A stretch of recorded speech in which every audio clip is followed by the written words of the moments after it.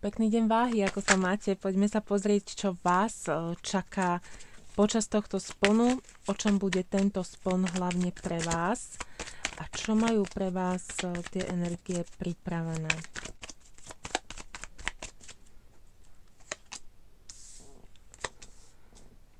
Pozrieme si najprv cestu duše, potom samozrejme rutinné záležitosti, alebo teda prácu, aby ste vedeli, kde sa to ukáže v takomto bežnom živote, nezadaných, zadaných. Tu máte dosť silné karty, dosť silné a dosť výračné karty už od úvodu.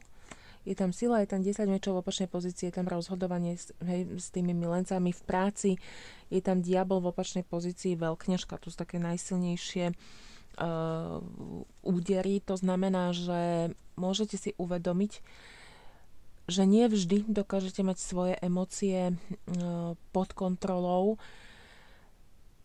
ale počas tohto splnu, myslím to teraz tak, že počas tohto splnu sa u vás môže prehlbiť pocity, alebo pocit takej frustrácie, strachu, nejakej takej vnútornej neistoty. Je to kvôli tomu, lebo niečo tlačíte príliš. Hej? V tomto kontexte to bolo, že nemáte svoje emócie pod kontrolou, lebo však to je uvedomenie, ktoré asi má každý niekedy v živote, ale tuto to bude v rámci tohto alebo tejto situácie, že niečo chcete veľmi a nerešpektujete chod, niečo, čo je vyššie ako vy.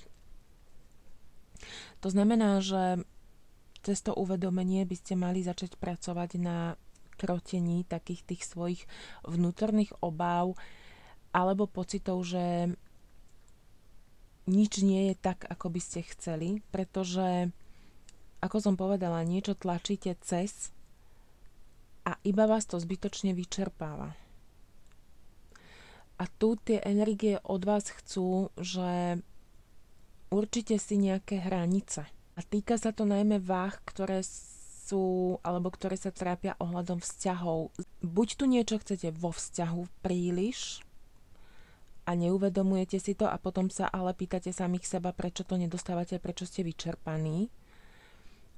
Alebo niečo robíte akože vedome proti sebe. Buď si to neuvedomujete a robíte to, alebo sami seba tlačíte do niečoho, kam nechcete v podstate ani ísť. Tieto uvedomenia budú pre vás dôležité, lebo tento spln bude od vás chcieť, aby ste sa postavili, preto je tam ten cisár, vedľa tých milencov. Postavte sa zodpovedne sami k sebe, k svojmu životu a rozhodnite sa, čo budete robiť. Ak sa to týka vášho vzťahu, ako nastavíte hranice a čo už cez vás proste neprejde, čo už nedovolíte. Pretože ak sa to týka, ešte dopoviem, ak sa to týka inej oblasti svojho života, je to takmer to isté. Nastavte si hranice, čo ste ochotní obetovať pre niečo, na čom vám tu evidentne teda dosť záleží, ale nedáva vám to naspäť to, čo by ste od toho chceli, pretože zásadné rozhodnutie, ktoré urobíte počas tohto splnu, vás potom povedie k uzdraveniu. Vy tu zostávate v nejakej bolesti a máte z nej ísť von. Pohnúť sa z nej von, ale vedome, lebo tu máme rytiera tých mečov. Čiže odkazy tej duše sú v podstate, aby ste sa rozhodli, taký ten jemný nátlak k tomu, aby ste sa rozhodli. Ako sa to ukáže v práci alebo v každodennosti, tam váhate. Tam nad niečím premýšľate, neviete sa rozhodnúť, možno sa o niečom ani ešte nechcete rozhodovať, ale kým budete stáť na mieste alebo pchať si tú hlavu do piesku, tak nič sa vo vašom živote nezmení. Tu sa čaká na vás, lebo až potom, keď vy sa rozhodnete, sa budete môcť uvoľňovať z toho, čo vám nevyhovuje. Nech sa to týka čohokoľvek vo vašom živote. Čiže prestaňte bojovať sami so sebou a nasledujte svoj vnútorný hlas, ale teraz to myslím v tom, že počúvajte potreby svojej duše a svojho tela.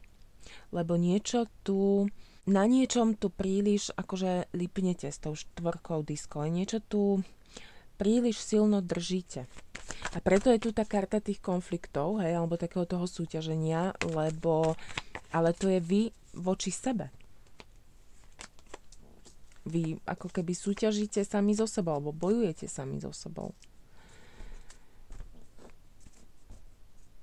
Čiže tam bude zase uvedomenie, že tá nečinnosť a to, kým vy sa nerozhodnete, akože čaká sa tam na vás. Až keď vy sa rozhodnete, sa veci pohnú s nejakým smerom. Čo sa týka nezadaných, vy ste tu takisto v rozhodovacej fáze. Váhy, vy sa len rozhodujete teraz počas splnu. Je tu možnosť, že môžete ako naskočiť na nejaký nový smer, ale znova platí to, čo som povedala pred chvíľou pri všeobecnom alebo pri tej rutine. Kým vy sa nerozhodnete, veci sa nepohnú. Lebo vy tu veľmi chcete už mať niečo trvalé, obojstranné, pevný vzťah a tak ďalej. Ale vy si tu máte uvedomiť, že ak chcete lásku, tak musíte si najprv akože musíte sa vy najprv otvoriť dôvere. Otvoriť svoje srdce a hľadať niečo, čo je naozaj v súlade s vašimi hodnotami. Veľakrát ste išli do kompromisov, ktoré vás ale vyčerpávajú.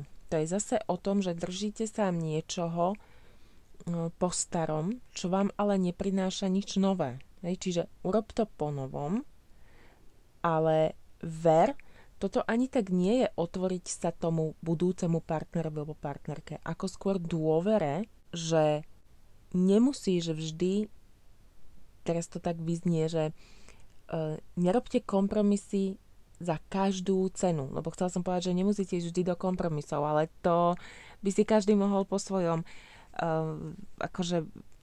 preložiť, ale nerobte kompromisy za každú cenu. Tak sa nastavte. Idem do nového vzťahu, ale už nie je to vždy o mojom prispôsobovaní ostatným. Hej, váhy. Lebo potom si budete stále len vyťahovať z toho košíku vzťahy, ktoré vás vyčerpávajú. Zadaný, ani ma to už neprekvapuje, že tu máme zase 2 palice. Vaše váhanie, vaša nerozhodnosť, a tu bude to uvedomenie, vaše váhanie, vaša nerozhodnosť brzdí celý tento vzťah, pretože sa tu niečoho bojíte.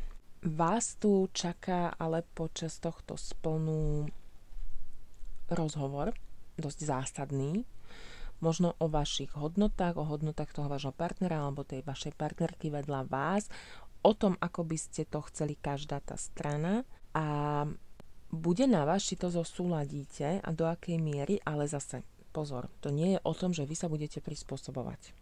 To je o tom, že sa máte vypočuť a úprimne sa porozprávať. Prinieste to zásadný pohyb tomu vášmu vzťahu a vyzerá, že pozitívny, že sa to akože posilní, lebo máme tu biskupa. To je ako keby vám niekto tu robil ochrannú takú kupolu nad vami dvomi. Len sa od vás chce, aby ste sa nebáli pomenovať veci tak, ako sú, tak, ako ich vy cítite a počúvať, ako to cíti a vníma váš partner, lebo bude vás tu čakať zásadný rozhovor o tom, čo naplňa vás, čo naplňa jeho a potom budete môcť spoločne vykročiť do nejakej novej cesty. Ale nedá sa to, zase čaká sa na vás, kým začnete hovoriť o tom, čo potrebujete povedať.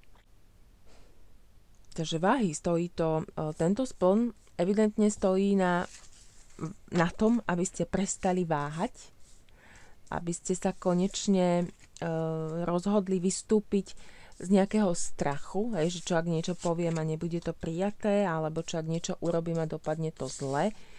Akýkoľvek pohyb vás dovedie do cieľa, ale chce sa od vás, aby ste sa konečne rozhodli. Pokiaľ vás zaujíma, ako sa vzťahy vyvrbia do konca roka 25 vaše, tak na Hero a na Patreone už tieto výklady sú pre jednotlivé znamenia. Od budúceho týždňa tam budú postupne pribúdať výklady pre jednotlivé znamenia na prácu a zdravie do konca roka 25 a ja sa tu na YouTube na vás teším zase pri predikcii na október. Majte sa pekne.